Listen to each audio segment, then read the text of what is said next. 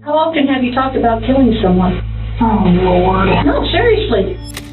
This is 30-year-old Victoria Worth being questioned about her husband's death. Months earlier, she had begun planning her husband Shane's murder, determined to make it look like a... That was until Shane's final words turned the investigation upside down. Shane, can you hear me? I didn't do it. Okay, everything will be all right. Victoria believed she had orchestrated the perfect murder, securing her husband's house, car, and fortune. But eventually, her arrogance would not only seal her fate, but also bring down the people around her. Some days I just wish he would get in an accident, die or something. There's a lot of things that could be done to make it look like there's... This is the time to tell the truth. I am. This wasn't planned. This wasn't supposed to happen.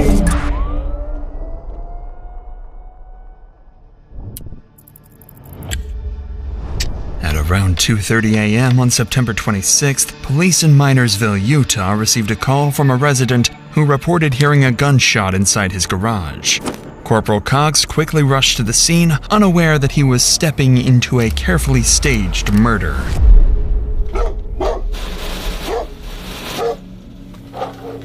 Hello!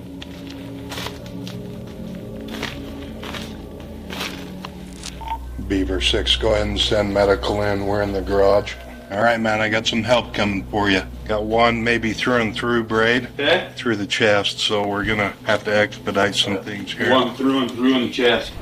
This is Shane Davis. He's still alive, but drifting in and out of consciousness. But before EMS could get him to the hospital, Shane managed to mumble something, a crucial detail that would become the first major clue in uncovering everything. Looks like he's walked out to here. Just keep talking to us, Shane. You'll be good. Shane? My name's Christine. I'm with the ambulance. If things go quiet, just keep going. We're just gonna roll you back, Shane, okay? Okay. He said he did not do it to himself. With Shane insisting he didn't shoot himself, detectives began to consider that this was not a self-inflicted act, but attempted murder. The officer counted 6 people in the house. While they were still seen as witnesses, their strange behavior and absence of a gun would soon raise suspicion. There's about 6 people in the house. You guys know Shane to own a pistol? He does own a pistol. Okay. It's in my room with him. I'm married to him. I don't see one out here anywhere, so I'm wondering where it's at. Nobody's seen a gun or anything like that. He's got a gunshot wound to his chest. As Shane fights for his life on the way to the hospital, detectives turn their attention to his wife, Victoria Worth. What officers don't realize is that Victoria's mind is fixed on a dark thought. If Shane dies, she would inherit his house, car, and fortune. With this twisted fantasy in mind, Victoria would go on to unwittingly reveal just how much she despised Shane. Is he gonna be okay? I'll tell you later. That's all I can say. Was Shane arguing with anybody tonight? Just a little bit with me over a stupid comment. Yeah. He's been drinking nonstop. He was driving. I told him to come home. He needed to stop it. That is a fight that has come out quite a bit between the two of us, is drunk driving because of his ticket last time, which scares me. I have a 2-year-old daughter in the home, and the only comment I had made that if he entered the home that I would protect at any cost necessary for my daughter's sake. Sure. Victoria claims that she and Shane got into a heated argument earlier that day. She also brings up his bad habit of drinking and driving, almost as if to shift blame, although no one has accused her of anything yet. But with 5 other friends still in the house, 5 more potential suspects entered the picture. But this is when Victoria starts throwing out even more bizarre theories, further deepening the officer's suspicion that this wasn't a self-inflicted death at all. Guys, any reason for anybody to cause Shane any harm? Anybody that may be involved with this that we might want to look at? I don't know. He's got his fair share of enemies. Some people have issues with him because of him getting physical with me a while back in the past. He had left. He was drunk. I told him bring his ass home because last time he went out drunk driving, he ended up in jail. So, guys, did anybody see Shane with a gun? Did he make any comments about harming himself?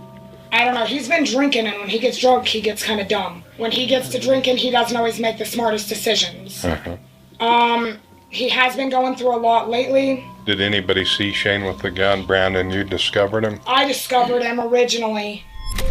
Notice how Victoria stays glued to her phone while answering the police, almost as if she's reading from a script. With each claim, she further damages Shane's reputation, portraying him as an abusive husband with many enemies. Corporal Cox is struck by the housemates' matching lack of reaction, completely unfazed by their friend being shot in the chest. But as the officers start analyzing the crime scene, they uncover a clue that turns the residents from witnesses into prime suspects. There's blood all the way around to the corner. Yeah, look at this. Here. He's come out to this point. Or tried to enter to this point. I don't see anything past here, Kai. What do they have to say? Anything? Did you talk to him? Yeah, I talked to his wife. She says it was just him and her arguing. That he's been drinking all day. A trail of blood led from the garage into the kitchen, suggesting Shane Davis was either moved after being shot or had tried to escape, casting serious doubt on Victoria's version of events. Detectives pressed on, unaware that everyone but them knew who had shot Shane and why the gun was still missing. Well, I don't know how well you guys know him, but he scares the living hell out of me. Since I do have a 2-year-old in my home, I will do whatever it takes in my power to protect my daughter at any cost necessary. Now, you said Shane did have a pistol, from what you told me earlier. He has a pistol. It's in my room. I can actually show it to you. Yeah, just take me where and I'll look at it if you don't mind. Yeah, we do have... He has his own gun, and I have a rifle. Okay. So, they're both in here. Is that the only 2 firearms in the house? Yeah, his is right there. Okay. So that's his. Set that right there. And I have a rifle, which is... Okay, you can leave it right there, that's fine. What caliber? 7mm 08. Neither of these have been fired. And these are supposedly the only 2 in the home. Maybe we may have a shooter somewhere. Cox examined the rounds in each gun and concluded that none had been fired. With this revelation, the detectives returned to question the residents, unaware that Victoria was about to accidentally reveal a crucial piece of information pointing directly to the shooter. Well, do me a favor, guys. Just everybody hang tight right here. I'm going to come back and get a statement from everybody. And well, I don't know where my other partner is. I have 2. I'm polyamorous. He's been gone for a while, though. Long beforehand. Okay. So he left earlier today and has been out and about for a while. Okay. Yep, just hang tight right here, guys. But just as the officers were about to leave, one of the residents revealed that Victoria's secret lover despised Shane and was seen leaving the house around the time of the shooting. He identified the man as Mike Miller, someone well known to police for his considerable criminal record. Finally, the police have a lead, marking the start of the hunt for their primary suspect. The officers were now on the lookout for Mike, a likely suspect in Shane's death, or at the very least, someone with answers. A few hours later, after searching the nearby area, one car's license plate matched 27-year-old Mike Miller. To their surprise, Mike was compliant when approached and even agreed to come to the station for questioning. But while the officers expected denials and deflection, he would tell police exactly what had gone down. He proceeded to walk towards me and ended up going through the garage. I know she tried to keep him out of the house by keeping him pinned to the door. For a minute, she kind of kept him there, and then he got kind of pretty physical with her. He grabbed her wrist and he shoved her. And I told him, like, Shane, I will shoot you. You need to let her go. He wouldn't listen. I did what I did to protect him. I shot him. Without any pushback from the detectives, Mike admitted point blank that he shot Shane. But there was a reason for his unusual honesty. He would soon claim it was all in self-defense. She had me go tell him to shut the truck off, and I looked at him like, dude, I'm just telling you what I was told to tell you, because he does tend to at times get kind of physical when he's drinking. I wasn't going to just sit there and let him hurt the woman I love. I saw him as a threat to that household and to that child, and I did what I thought I had to do to protect them. I shot him. Pure self-defense and protection for that household. Despite Mike's apparent honesty, the police know he isn't telling the whole story, although for now, they let him believe he's off the hook. But before the officers can apply pressure, Mike introduces a new name, someone supposedly even more dangerous than Shane. Sean, who he was on the phone with, he had called her a bitch quite a few times. She had given the warning to Sean that if he came here, it wasn't going to end well. From what I understand, Sean is a very violent person. And Shane kind of said something to Sean, saying, he's like, you know what, Sean, go ahead and come down here. That then there posed a threat on the household, because Sean wasn't going to come down here and just talk everything out. He would be armed, and he was going to come down here for a fight.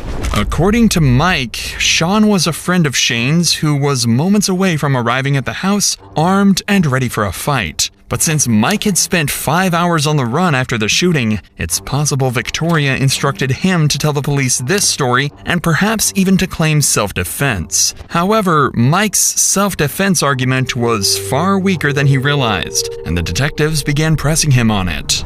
Why did you immediately go to the gun rather than try to physically stop him? Because there's two of you and just one of him. The light wasn't on, and like I said, it's really cluttered in that garage, so I would have ended up falling and stumbling. Hindsight 2020, is there a way that you would have handled this differently? Yes, if he hadn't been so stubborn. Yeah, I mean, but rather with using the weapon. And that's something I thought about throughout the night while I was driving, is that I probably could have handled that a lot differently, but like I said, he was already getting fairly aggressive with everyone else and pretty loud. As the officer points out, with multiple men in the home, subduing Shane wasn't just possible, it was the right thing to do. By now, Mike and Victoria's relationship seemed increasingly strange, and the officer realized this was likely something they would want to push on. And he was right. So has there been any jealousy squabbles between you and Shane? I mean, have you seen him with Victoria and became jealous? We've had our moments where, he wasn't really given a choice. Everything had came out that me and Victoria were together and had been together for quite some time and whatnot. She basically told him she was staying with me, and that was that. He was going to have to deal with it or, end the relationship. Just as the officer suspected, jealousy and rage explained Mike's actions far better than self-defense. With their primary suspect now in custody, devastating news arrived from the hospital. Shane had passed away. As Mike prepared to be charged with manslaughter, Victoria believed her brilliant plan had succeeded and that she had outsmarted the police. But little did she know, her arrogance would eventually catch up with her. It's now 1 month after Shane's death, and Victoria is still living in his house, driving his car, and carrying on as if nothing had happened. She frequently visits Mike in jail and writes Facebook posts about how much she misses Shane. It seems that fateful night was behind her, and Victoria was free to live her dream life. But that was until something completely unexpected happened. On November 7th, the detectives received an anonymous tip to check Victoria's Snapchat account. While they weren't expecting much, after all, their primary suspect was already in custody, the investigation was about to be turned upside down. Unbeknownst to the police, Victoria had been planning Shane's murder for months over Snapchat with Mike. While Mike may have pulled the trigger, the messages made it clear that Victoria was the mastermind. With this new evidence showing that Victoria had conspired with Mike and encouraged Shane's murder, the detectives were ready to bring her in. Although Victoria remained arrogant, still convinced her plan was flawless, the police now had enough proof to completely dismantle her. So, were there ever times that you and Mike talked about Shane together and that you were both upset with him because of things he was doing? Yeah. What was that about? Just the way that he was acting and his behaviors at hand, and that if it was going to continue on, that we're going to sit down and sit there and say no more alcohol allowed in the house at all. Mike had multiple usernames on Snapchat. Do you remember Devil Daddy 13? That might be one of his. you ever remember having a conversation with Mike about Shane when he was using that Demo Daddy 13? Not off the top of my head. Victoria's voice goes quiet, the question likely sending her mind racing through every conversation she had with Mike. With Victoria scrambling to collect herself, the detectives were about to confront her with every incriminating message they had. But little did they know, Victoria's arrogance would persist, still believing she could walk free without facing the consequences. So, I want to show you this, and maybe I can jog your memory too, I don't know. This is those snaps between Devil Daddy and Rebel Princess. Everything that I reached between you and Mike, you said some days I just wish you would get in an accident or something, so... I didn't have to deal with this crap. But let's just read through these, Victoria. Okay. So, cut your wrist to get caught. It was supposed to say too much of a risk, your dumbass would get caught. So then, Mike responds back to you. It can be done if done right, and it wouldn't be hard to do. And then you responded back to him saying, yeah, not without getting caught or guilty. And that's where I'm sitting here trying to convince him, like, no, you're not doing this. One, you're going to get caught. Two, you're going to feel hella guilty about shit. So then, again, Mike to you, getting caught wouldn't be an issue. Going doesn't carry guilt with me. The person has no hold on me.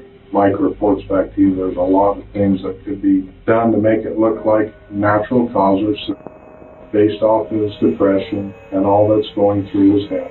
I've done it to my dad before, not enough to kill him, but enough to get a point across and make a difference. And to a point, and if he dies, he can't defend himself. We can all say he's been acting hella different. The right story by everyone can dismiss it all, and then you say, I'd rather it look an accident. It's the only way. I'm going to keep house. We are sitting here, and I only want one thing from you, and one thing only. I want the truth. You didn't even expect us to have those. Needless to say, Victoria indeed wasn't expecting this. Corporal Cox has just revealed a conversation from 2 weeks before Shane's murder in which Victoria explicitly expresses her wish for his death. Her intent is clear as day. I'd rather it look like an accident. It's the only way. Other messages, such as touch your wrist to get caught, reveal the meticulous planning that went into Shane's murder. Victoria is naive enough to try and explain the messages away, even claiming that she was actually trying to dissuade Mike from shooting Shane. But despite the overwhelming evidence, Victoria still had a plan to slip out of this predicament. Victoria, I can tell things are weighing heavy on your mind. There was a lot of abuse with me and Shane, but that doesn't mean that I ever wanted to lose him. Under no circumstances did we plan for this to happen. What went through Mike's head that night that it went all down, I don't know. Shane gets to drinking, he gets violent, and he gets terrifying. I know it's conversation, but at the tail end of that relationship with Shane, it did feel like I was trapped. That night it just went way too far. Shane gets shot and he falls down. Who helps him? Anybody try to stop his bleeding? No, I can't handle blood, and he wouldn't let me touch him anyways. All he did was grunt and make weird noises. You can't explain that, Victoria. This is the time to tell the truth. I am. This wasn't planned. This wasn't supposed to happen. Except you're talking about murdering your husband with your lover. We're making this right for Shane. Shane's the victim here. And I understand that, but I didn't plan my husband's murder. How often have you talked about killing someone? Oh, Lord. No, seriously. How often have you had these conversations with people? You're telling me that you're a perfect person and you've never done a single wrong thing in your life? No. I have Or made a wrong never talked about murdering someone. Okay, but you've never sat there and made a wrong retort. Remember what I told you Shane was dead that morning? Yeah. You remember what you said back to me? No. And you actually said to me you were worried about losing your house. Your husband just died. I told you that. Do you think those things planted the seed in Mike? And it might have. So planting the seed in there, possibly. I very well might have without even intending to do so. 90% of that, yes, was smart out remarks. Can I please go some? I'll tell you this right now, absolutely no. What I have for you is an arrest warrant signed by the 5th District Court Judge. Seriously? Seriously. You are being placed under arrest right now. I did not kill my husband, and that will come up, and I will sit there and make sure of it. You guys are making a huge mistake. Victoria finally admits to planting the idea of murdering Shane in Mike's head. Unbeknownst to her, Corporal Cox has masterfully coaxed her into confessing and sealing the fate of her secret lover. Months after the murder, Victoria was finally arrested and escorted to Beaver County Jail, the same facility where her lover was being held. Mike Miller pled down from murder to manslaughter and received a sentence of 8 years to life. Victoria Worth was convicted of criminal solicitation and conspiracy to commit aggravated murder and sentenced to 3 years to life in prison.